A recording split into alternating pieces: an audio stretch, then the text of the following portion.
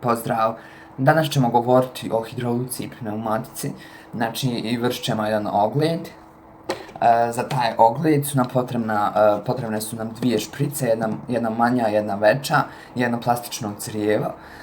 Ovaj prvi dio ogleda se sastoji u tome, znači to je pneumatika, to jest jedna šprica veća, ima u sebi sadrži zrak.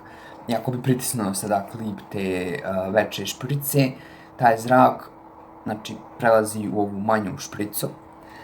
I ja sam sada uz pomoć ove veće šprice prenio sav zrak u ovu manju špricu putem ovog plastičnog crijeva i ja sam tu silu savladao, savladao sam silu zraka lakše uz pomoć veće šprice i klip veće šprice je prešao manji put da bi savladao tu silu zraka, a dok ako iz manje šprice, znači ovaj klip mora preći od manje šprice veći put da bi savladao silu zraka koju treba prenijeti u veću špricu.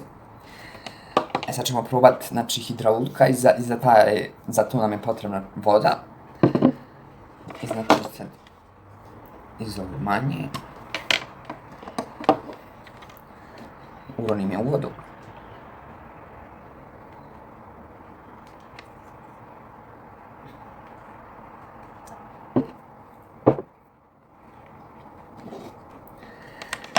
Sad imamo vodu u ovoj manjoj šprici i ako pritisnem sada klip manje šprice, ta voda naravno prelazi u veću špricu.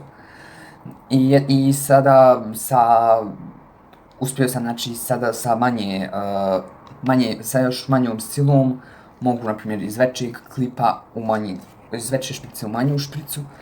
I voda, znači, je kao radni fluid, dosta se mogu savladati veće sile. Znači, veći rad se može postići veće sile i znači radni fluid se koristi u većini, znači, vozila, nekih mašina, a najčešći radni fluid je zapravo ulje. I znači sa radnim fluidima se može postići veća preciznost prenošenja sile iz jednog klipa u veći. Eto, to je to bilo za ovaj ogled.